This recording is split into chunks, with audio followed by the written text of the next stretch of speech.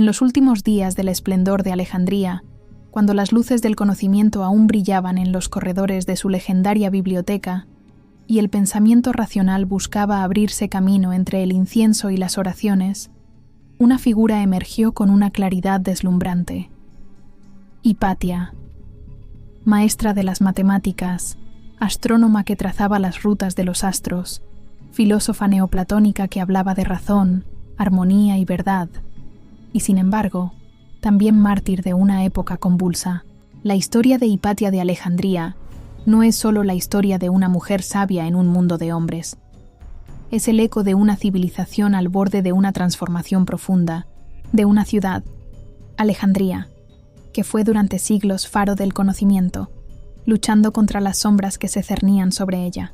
A finales del siglo IV e inicios del V, el Imperio Romano vivía sus últimos suspiros como entidad unificada. En sus territorios, el cristianismo emergía no ya como religión perseguida, sino como institución dominante. En este escenario, Alejandría era una ciudad vibrante pero fragmentada, donde la ciencia griega, la religión cristiana, el poder imperial y las tensiones sociales chocaban como placas tectónicas. En medio de este terremoto cultural vivía Hipatia, hija del matemático Teón, educada en los más altos saberes helenísticos y reconocida por sus contemporáneos como una de las grandes mentes de su tiempo. ¿Quién fue Hipatia? Hipatia no fue solo una figura destacada de su tiempo, fue un fenómeno poco común. Una mujer que, en plena antigüedad tardía, alcanzó la cumbre del saber en un mundo dominado por hombres, dogmas y estructuras rígidas de poder. Nació alrededor del año 355 o 370 después de Cristo en Alejandría, Egipto, una ciudad que aún latía con la energía intelectual heredada de su famosa biblioteca, aunque su esplendor ya comenzaba a desvanecerse. Era hija de Teón, un reputado matemático y astrónomo que impartía clases en el Museo de Alejandría, el epicentro del conocimiento clásico. Fue él quien la educó con esmero, no solo en números y teorías, sino también en el arte de razonar con libertad. Hipatia creció en un ambiente donde las ideas eran tan importantes como el aire que se respiraba. Teón no la formó para ser su sombra, sino su igual. Y con el tiempo, incluso lo superó. De adulta, Hipatia se convirtió en una maestra admirada, una líder de la escuela neoplatónica de Alejandría. Enseñaba públicamente a quienes quisieran escucharla, sin distinción de clase o fe, y hablaba de geometría, astronomía, ética y metafísica. Su pensamiento estaba anclado en la filosofía de Platón, pero no desde la repetición pasiva, sino desde una búsqueda activa de la verdad a través del razonamiento. Su enseñanza combinaba ciencia, lógica y espiritualidad de una forma armónica y poderosa. Sus contribuciones científicas fueron notables, aunque muchas se perdieron con el tiempo. Se sabe que mejoró el diseño del astrolabio plano, una herramienta astronómica crucial para medir la posición de los astros y calcular el tiempo. También escribió comentarios sobre las obras de Diofanto, un matemático griego que sentó las bases del álgebra, y sobre Apolonio de Perge, pionero en el estudio de las secciones cónicas. Estos comentarios no eran meras anotaciones, eran reinterpretaciones brillantes que ayudaban a entender y enseñar conceptos complejos. Era, en esencia, una divulgadora de altísimo nivel, pero más allá de su intelecto, Hipatia poseía una presencia que inspiraba respeto y devoción. Vestía con la túnica blanca de los filósofos, símbolo de pureza y sabiduría. Caminaba por las calles sin miedo, no como una reclusa de biblioteca, sino como una pensadora activa en el mundo. Entre sus discípulos se contaban hombres de gran influencia, como Orestes, el prefecto romano de Egipto. Su aula no era solo un lugar de aprendizaje, sino un espacio de poder intelectual, donde se debatían ideas que podían influir en la política, la religión y la cultura. Hipatia se convirtió en un símbolo viviente de lo que podía ser la razón cuando se liberaba de los prejuicios. Su voz, serena pero firme, desafiaba no con violencia, sino con sabiduría. Y en una época de tensiones crecientes entre cristianos, paganos y judíos, entre ciencia y fe, entre tradición y cambio, eso era más peligroso que cualquier espada. Alejandría en crisis. A inicios del siglo V, Alejandría ya no era la ciudad gloriosa de siglos atrás, cuando los barcos llegaban cargados de pergaminos para enriquecer su legendaria biblioteca. Aunque seguía siendo una metrópoli vital del Imperio Romano de Oriente, su corazón latía con tensiones profundas. Se había convertido en una olla a presión donde se mezclaban cultura griega, religión cristiana, tradiciones egipcias, política imperial y una creciente lucha por el alma misma de la ciudad. El cristianismo, que en otro tiempo había sido perseguido, ahora era religión oficial del imperio. Bajo el patriarca Cirilo de Alejandría, la Iglesia estaba consolidando su poder. Cirilo era una figura carismática pero también inflexible, decidido a erradicar lo que consideraba vestigios del paganismo. Su visión del cristianismo era una fuerza unificadora, pero su método era, muchas veces, la confrontación. Bajo su liderazgo, los templos paganos fueron cerrados, y los que aún defendían la filosofía clásica empezaron a ser vistos con sospecha. En ese clima, Hipatia se convirtió sin proponérselo en un símbolo incómodo. Aunque no era activamente religiosa, y aunque su actitud hacia los cristianos era de respeto y diálogo, seguía representando el mundo antiguo. Era mujer, filósofa, científica, neoplatónica y pagana en un sentido cultural. No rendía culto a los dioses, pero tampoco alzaba cruces. Su saber libre y su influencia en la élite lejana al clero eran suficientes para convertirla en una amenaza a los ojos más fanáticos. Por otro lado, la tensión entre dos grandes poderes de la ciudad crecía cada día.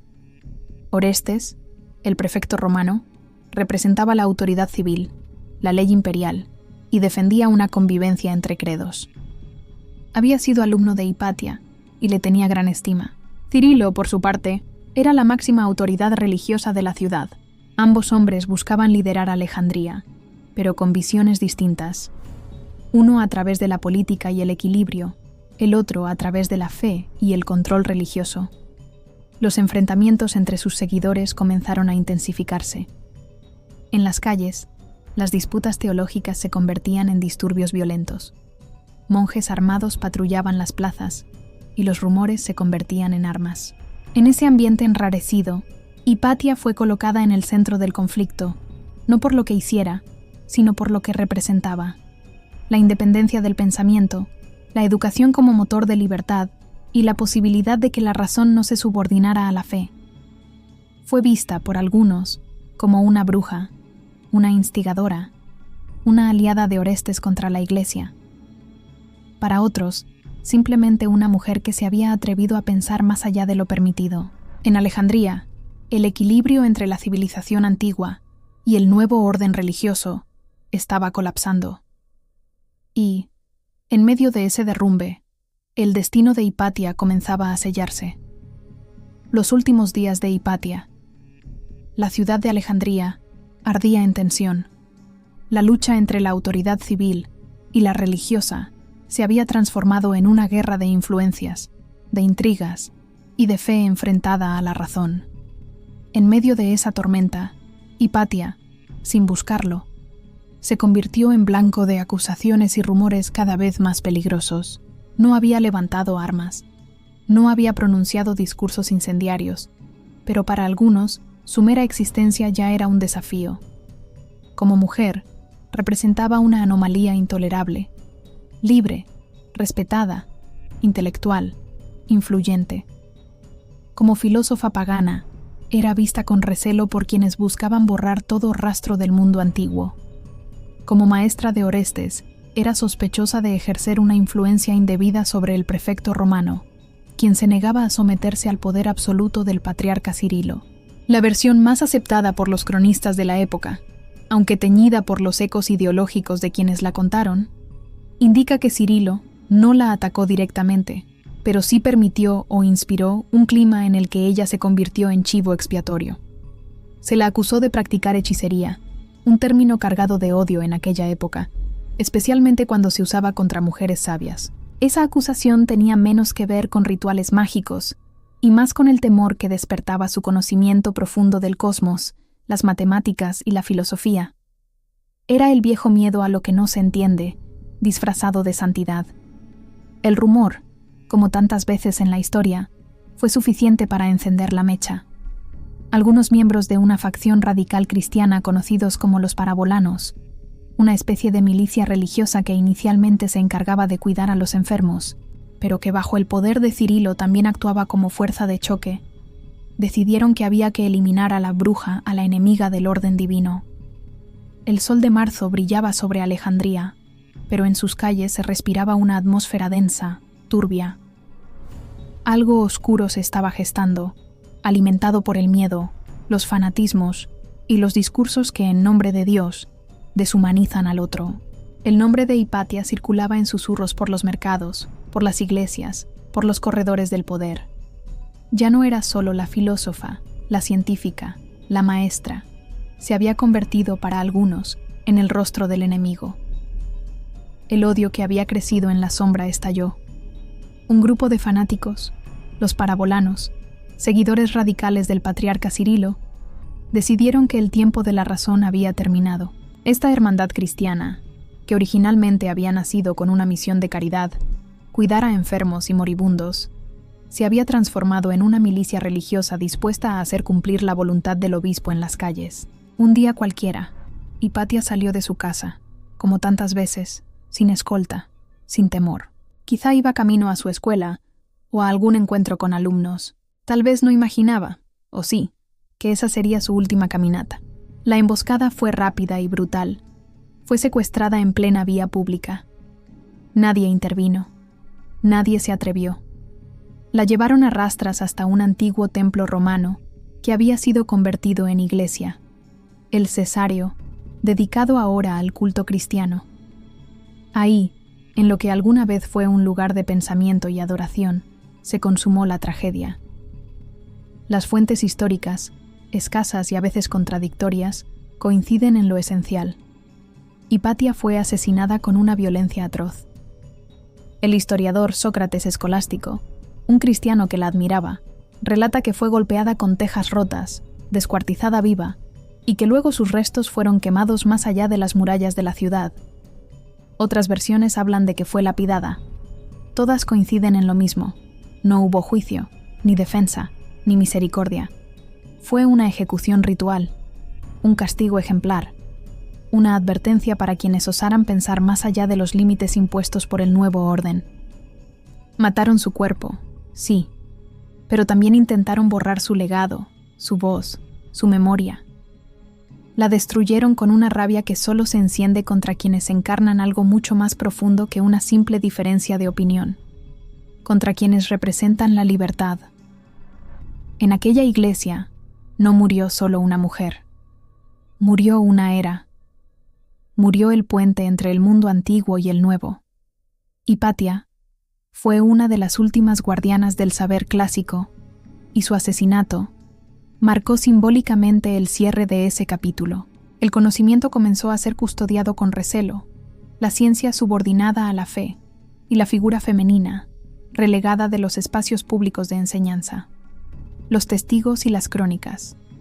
La historia de Hipatia no llegó hasta nosotros como un relato uniforme. Lo que sabemos de sus últimos días nos llega a través de fragmentos, voces distantes, a veces contradictorias, como si incluso la historia hubiese quedado dividida entre quienes la amaron, quienes la temieron y quienes quisieron reescribir su final desde la ideología. Uno de los testimonios más cercanos y humanos proviene de Sinesio de Cirene, uno de sus alumnos más devotos. Aunque su correspondencia se detiene años antes de la muerte de Hipatia, sus cartas ofrecen un retrato íntimo de ella. No habla solo de su saber, sino de su carácter, sabia, prudente, serena, pero también influyente y profundamente respetada. Para Sinesio, que luego se convirtió en obispo cristiano, Hipatia no era solo una maestra de matemáticas o astronomía, era una guía espiritual, una mujer de una ética casi sagrada. Que un hombre de fe la admirara de ese modo, en un tiempo de crecientes divisiones, nos habla del tipo de respeto que inspiraba. Otro testigo indirecto de su muerte fue Sócrates Escolástico, un historiador eclesiástico cristiano del siglo V que escribió con notable objetividad para su tiempo. En su historia eclesiástica, relata el asesinato de Hipatia con claridad y condena explícita. No la demoniza, no la reduce a una hereje o pagana peligrosa, sino que la describe como víctima de una turba cristiana fanática. Su texto deja claro que su muerte fue una tragedia moral, incluso para la propia Iglesia. Y esto sucedió por envidia y celos, no teniendo ninguna justificación en la religión cristiana. Es un raro ejemplo de honestidad en una época donde la historia a menudo se escribía al servicio de la fe. Mucho más adelante, ya en el siglo VII, encontramos otra voz, Juan de Niquiu, obispo copto de Egipto. Su crónica representa un giro radical. Aquí Hipatia ya no es la sabia, la maestra, sino un símbolo de decadencia pagana. Juan la describe como una bruja que seducía con su ciencia, como una enemiga de la fe cristiana. Su versión no solo justifica su muerte, sino que la presenta como necesaria. Este relato revela cómo, con el paso de los siglos, los vencedores fueron modelando la historia a su medida, transformando a las víctimas en amenazas y los crímenes en actos de justicia divina. Estas tres fuentes, Sinesio, Sócrates y Juan, muestran más que hechos, reflejan la batalla por la memoria de Hipatia. Para unos, una mujer de luz, para otros, una sombra que había que disipar. La muerte de Hipatia no provocó justicia ni redención inmediata. No hubo juicios, no hubo condenas, no hubo responsables oficiales. Los parabolanos, autores materiales del crimen, no fueron castigados, y mucho menos Cirilo, el patriarca de Alejandría, bajo cuyo liderazgo floreció el clima que hizo posible su linchamiento. De hecho, no solo no fue condenado, Cirilo fue canonizado como santo por la Iglesia y aún hoy es venerado en muchas tradiciones cristianas. El poder religioso de la época supo reescribir los hechos, desviar la atención y seguir avanzando en su misión de consolidación, con Hipatia reducida a un episodio incómodo. En términos oficiales, su asesinato fue simplemente olvidado. Pero en otro plano más profundo, la muerte de Hipatia fue el fin de algo mucho más grande. Representó simbólicamente la clausura de la ciencia libre en Alejandría, ciudad que durante siglos había sido faro de conocimiento para todo el mundo antiguo. Con ella, se apagaron los ecos del pensamiento griego, la racionalidad matemática, la astronomía como búsqueda espiritual, la filosofía como vía de comprensión del universo. La gran biblioteca ya había sido destruida en etapas anteriores, pero con la desaparición de figuras como Hipatia, se extinguieron también sus últimas guardianas vivas.